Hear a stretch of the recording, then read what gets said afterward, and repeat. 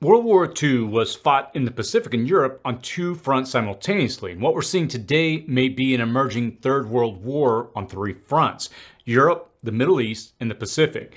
The most prominent players this time are Europe, Russia, Iran, China, and the United States. And this is why we have to understand that the situation in Israel is really balancing on a knife's edge, even as the war in Ukraine rages on into its second winter. Now, with these two major global conflicts dividing the world's attention, there are concerns that there won't be enough weapons to supply and support allies in their international conflicts, and countries fear being drawn into the conflicts more directly. There's a lot to cover this week in the City Prepping News segment. Additionally, I'll also announce last week's giveaway winner, and I'll tell you about this week's giveaway, so you definitely want to miss that. Now, before we jump into the news, I do want to give you a quick update. If you're on my email newsletter, you've been getting updates about the membership website that we're rolling out next week for you, the community. And I've been doing these videos on YouTube for years now, and I've hopefully laid enough of a foundation with the videos to help someone really get launched into their journey of preparedness. But one of the challenges I've run into lately is helping other like-minded preppers connect, which has probably been one of the most common requests I get. Plus, I've never really been able to connect with you, the community, at the level that I've wanted. Now, I appreciate the comments on my videos, and it really helps me a lot gain your insights. But with all that we can clearly see coming on the horizon, I'll be honest, there's things that I'm gonna need help with. There's simply no way for me to be able to figure out everything on my end.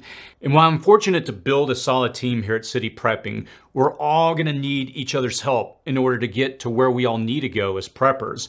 And as such, we'll be announcing later this week here on the channel about the membership launch and what that entails. I would encourage you to mark your calendar for next Monday, November the 6th, as we're gonna open up enrollment for our Founders Launch. We'll only leave the enrollment open for 5 days, and I hope you can join us. If you'd like to get more details, feel free to sign up for our newsletter. I'll pin a link below in the description and comments section. You'll also get updates leading to the launch and the updates during the launch. All right, so let's go ahead and jump into the news you need to know. The players. The stage is certainly set. The situation in Israel is escalating. The IDF, or Israeli Defense Forces, are beginning a multi-pronged invasion of the Gaza Strip. Multiple nations are staging forces on the sidelines, and countries from Iran to Turkey are issuing threats. It's all coming together at once in a very dangerous way. And if you didn't watch our previous video on the main players in this Israel conflict and what their motivations genuinely are, I would encourage you to go check that out after this video. I'll link to it at the end. Now, the conflict is much larger than Israel versus Hamas. If that were the only powder keg, there would be lots of gunpowder and potentially sparks all over the zone. To look at just a few, there's Iran. Tehran claims they don't want the conflict to escalate, and if they solely meant that they don't want it in any other country than Israel, which they refuse to recognize as a country, then yes, that's true. It's also pretty clear that Tehran has no problem heavily equipping, training, and directing terrorist groups surrounding Israel. Now, Hamas has been equipped and trained by Iran for years. The same is true for Hezbollah on Israel's northern borders. Hezbollah is allegedly autonomous, but that simply is not true. Recently, the Iranian foreign minister warned that if Israel continues its invasion of Gaza, Hezbollah will cause a huge earthquake in the Zionist entity. And that's highly probable because Hezbollah sits on top of an Iranian-supplied stockpile of over an estimated 150,000 rockets and missiles, including precision-guided missiles that can hit anywhere in Israel. Now, the group, which has thousands of battle-hardened fighters who participated in Syria's 12-year conflict, also has different types of military drones. Now, it's important to note here that Hezbollah's threat is being voiced by and coming from Iran. It's pretty clear that Iran is fighting this proxy war in and around Israel. 5 potential escalations. The way I see it, there are going to be 5 main ways that this powder keg could ignite. If any of them come to fruition, we're all teetering on the edge of a much greater global conflict. These are the possible scenarios you have to keep an eye on to determine how potentially explosive this war will be and how it may impact your country directly. Now, it's reasonable to assume that more than one of these escalations will result in a global conflict that may stretch for years. And if all 5 occur, the world may be in a conflict for perhaps decades. Number 1, Israel attacks Syria or Lebanon. Now, the war in Syria could enter into a sixth phase, which could bring U.S. and Russian forces into direct conflict with each other. Now, the Syrian conflict has undergone 5 distinct phases since it began in 2011. The first phase started with the protests inspired by the Arab Spring, which led to a government crackdown. The second phase saw the emergence of an armed insurgency and the descent into full-scale civil war. In the third phase, the rise of ISIS and other extremist groups changed the dynamics, prompting U.S. military intervention. Now, the fourth phase featured increased Russian involvement, especially in terms of air power and deeper engagement by Hezbollah and Iran. And the fifth phase witnessed the Assad regime regaining control over most of the country, including major cities and strategic areas. Now, U.S. troops in Iraq and Syria have been attacked 24 times in the last 2 weeks. Specifically, 9 of these attacks were in Syria. Add to this the daily Russian fighter jet provocation of the U.S. drones and positions in Syria, and a coordinated militant strike with Russian air support or seeming Russian support could spark a much larger U.S. retaliation. Now, several times Russian warplanes have tried to bait U.S. jets into dogfighting over Syria, and the Combined Forces Air Component Commander for the United States Central Command has warned of a confluence of our adversaries. Now that Russia is buying drones from Iran to wage war in Ukraine, they're colluding with Iran, especially concerning Israel. That dynamic, I think, has resulted in collusion, if you will, between the Russians and the Iranians, both of whom want to see us out of Syria. They're colluding with the Syrian regime and trying to push us out of Syria as quickly as possible. And this is according to this commander. It's easy to see Iran and Russia's fingerprints all over Hezbollah's actions, so the two aligned countries will have a hard time avoiding blame in a conflict that explodes out of the region and will draw on the United States and Europe, even as it distracts from Russia's invasions of Ukraine and forces the West to supply both Ukraine and Israel with armaments. Number 2, Turkey chooses sides. So far, Turkey has managed to ride the fence between Russian and United States geopolitical desires, but how long can this continue? Israel may be the breaking point. Now, during a pro-Palestinian rally, Turkey's President Erdogan strongly criticized Israel, accusing it of war crimes in Gaza. Now, he framed Hamas as freedom fighters and stated that Israel has been openly committing war crimes for 22 days. Erdogan's speech included comparisons between Israel's actions in Gaza and the Nazi genocide against Jews during World War II. Now, he claimed that Israel's tactics were reminiscent of past atrocities, which he found deeply concerning. Now, the speech led to Israeli officials withdrawing their diplomatic representatives from Turkey and expressing their displeasure with Erdogan's comments. Now, Erdogan's remarks prompted Israel to reassess its relations with Turkey, leading to diplomatic recalls due to the seriousness of Turkey's statements. As I pointed out in my previous video, Turkey exerts significant control over the strategic maritime access of the Black Sea and its neighboring seas. The Black Sea's strategic importance, handling about 280 million tons of cargo, especially regarding oil, grain, and more, amplifies the significance of Turkey's role in the region. Now, that control can easily change the tide and direction of the Russian invasion of Ukraine. Ukraine's substantial global food exports, including 10% of the world's wheat, 15% of corn, 13% of barley, and over 50% of the worldwide sunflower oil trade, with significant grain exports reaching nearly $12 billion in 2021, depend heavily on access to the Bosphorus Strait, highlighting its significance to the countries bordering the Black Sea and the surrounding region. Through its management of the Bosporus and Dardanelles Straits, Turkey regulates access to the Black Sea and its connection to the Mediterranean, giving it a pivotal role in the region's geopolitics and trade. And currently, Russia can send military vessels into the Black Sea to wage war against Ukraine because the treaties in place allow warships to transit the strait so long as they have countries bordering the body of water. Now, Russia also accesses the Black Sea via the Sea of Azov in the northeast, connecting through the Kerch Strait. If Israel is the ultimate breaking point for Turkey, which makes it align with Russia and against Europe and the United States, the world will suddenly find itself divided.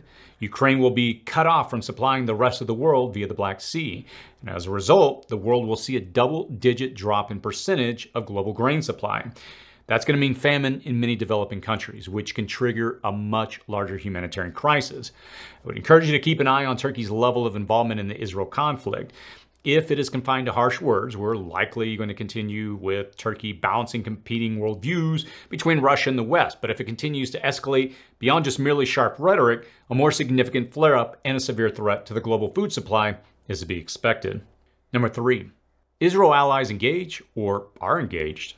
The USS Dwight D. Eisenhower and the USS Gerald R. Ford, along with their escorts, are on their way to the Mediterranean and the Middle East.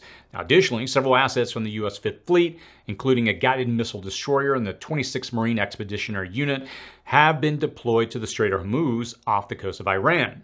And these deployments aim to deter the conflict from spreading beyond Israel and to support the U.S. troops in the region. Now, additionally, the French Navy has deployed a warship to the eastern Mediterranean, and the Royal Navy has also sent ships to the region as part of these efforts to maintain stability and security in the area.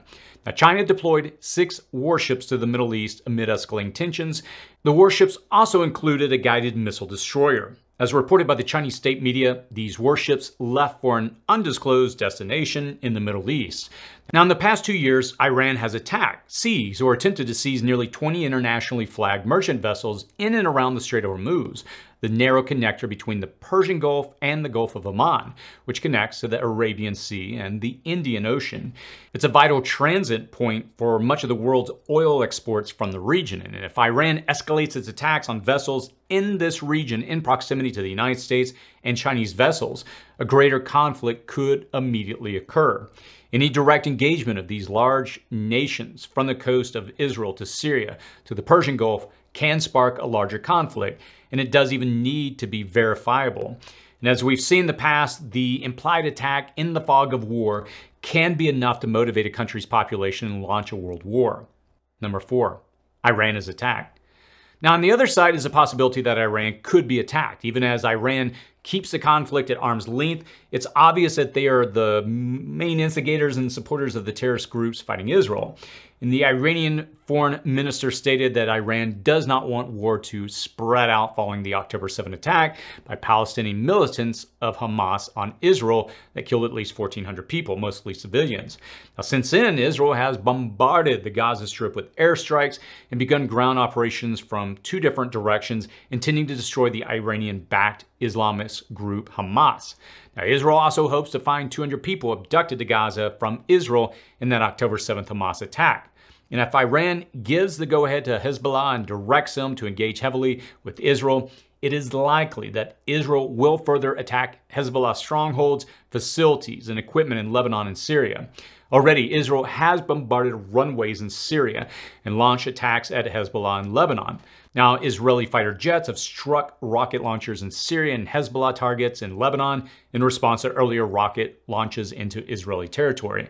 And if Israel turns its attention to retaliating directly on Iran or Iran's nuclear facilities, this conflict could flare up out of control. Number 5, Russia gets directly involved. Let's not kid ourselves. Russia is indirectly involved through its deep alliance with Iran and its desire to shift worldwide focus and attention away from its invasion of Ukraine. But where do they officially stand with Israel? A mix of cooperation and tension has marked the relationship between Russia and Israel in recent years. While there have been instances of collaboration, such as Israel assisting Russia during the COVID-19 pandemic and Russian mediation efforts in the Israeli-Palestinian conflict, there have also been significant points of contention.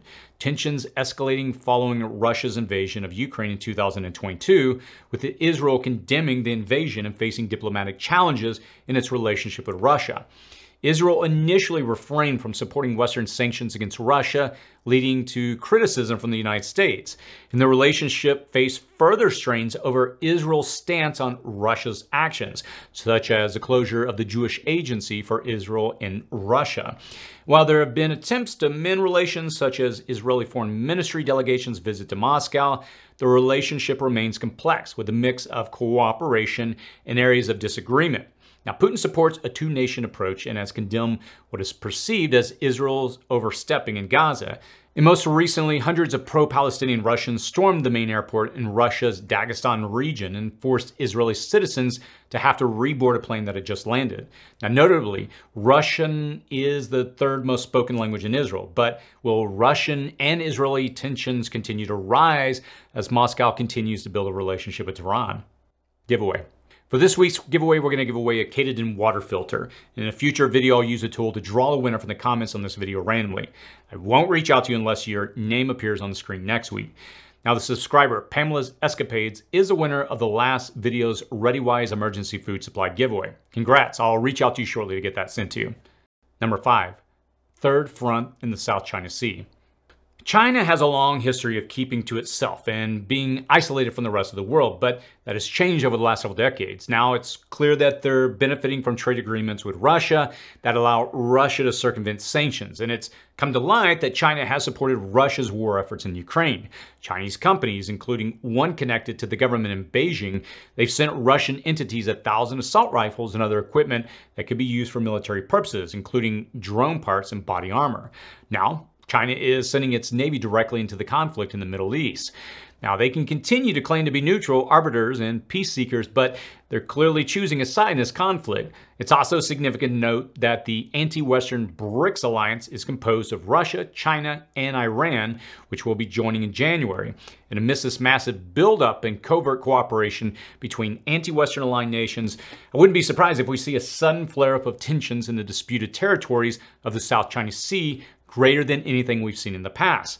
Now, Israel's a distraction from Ukraine, and both are a distraction for China to make strategic moves in the South China Sea.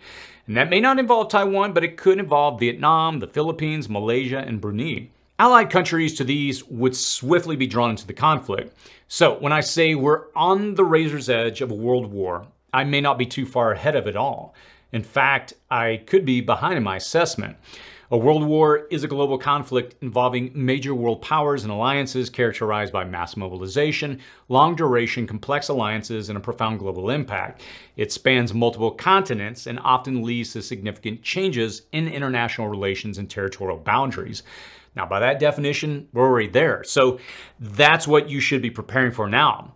We've more than one conflict, more than one territorial dispute, and some pretty complex but clear alliances amongst major powers, along with some significant mass mobilizations. And by definition, we're already there. Any single push in a direction, and the world will lose its balance on the knife's edge. In whatever country you live in, you are assuredly feeling, or will assuredly feel, the impact of these events. Any country with a large population of people from the Middle East or Israel is on a heightened alert right now. UK ministers are holding an emergency meeting to assess the potential domestic terrorist threats in the aftermath of the Israel-Gaza conflict. Now, the focus of the meeting is on the potential terror threats, but the Joint Terrorism Analysis Center will decide on threat levels. The Metropolitan Police Commissioner has highlighted an increase in anti-Semitism and terrorist activity with a substantial threat level in place in England, Wales, and Scotland. Now, across the U.S., there have been pro-Palestinian and pro-Israeli clashes, even as the divided Congress bickers over levels of support to the nations involved. Now, countries may change the dynamic of the Russian-Ukraine war by funneling their aid to Israel, and nothing would make Putin happier than to see that happen. As intangible as that may all seem, the very tangible results of this deepening conflict will be on the global supply of food and energy. Take away the transit of Russian and Ukrainian grain in the Middle East, oil, and the world is suddenly plunged into a global food crisis and an energy crisis. These are things that you can prepare for and prep against somewhat, even if you can't fully mitigate their inevitability or impact on your life. And as the anti-Western BRICS alliance strengthens, the current geopolitical conflicts and shifts, as extreme as they may be at the moment, are just the beginning. You can expect that even more disruptions as China gets more involved, or as NATO is forced to respond. Unfortunately, we may already be in the early days of a world war. You can expect countries to pivot to a wartime economy. And I know that's terrible news, and I hate to bring it to you, but it really underscores why you should be preparing right now. Having the preps and skills to be self-sufficient even for 3 weeks' time will see you through many of the inevitable setbacks and woes. 3 months is even better. And I'll post a link to a video to help you get started below. The world is changing, and prepping allows you to control what that change will look like in your life. Let me just finish up, and as I always try to do on these videos, with just a personal message. You know, even putting this video together, reading it over, looking at the news, it's frustrating. Even having to acknowledge that, for all intents and purposes, we are walking into what, by all definitions, is a world war. These different countries, superpowers that are aligning, that are making moves. And it's pretty clear what's happening right now. I mean, how this will all play out, I don't know. No one really does. I mean, I'm not going to start getting into the discussion of potential nuclear war or the draft or all these other things that could happen. But we have to take the attitude at this moment that we're really at the beginning stages of something bigger, and literally anything could happen. Now, again, as I always encourage my audience, prep for what is most likely. It's easy to get caught up in hypothetical and scenarios of this could happen or this may happen. I've had subscribers reach out to me via email and message and say, hey, I've got opportunities to go over here. This job is by a location by military base. How safe should I just... And my advice and the advice I'm giving my audience and what I'm, telling myself, and what's good for the goose is good for the gander, is that, look, I mean, I'm just going to continue to live my life. I can't get caught up in the what ifs or the hypotheticals. Yes, I see what's happening. And yes, it is causing me to accelerate how I prepare, but I'm not going to change my life. I'll just put it this way, unless something drastic happens. Now, on the flip side, I am getting more aggressive about taking actions to go more off-grid.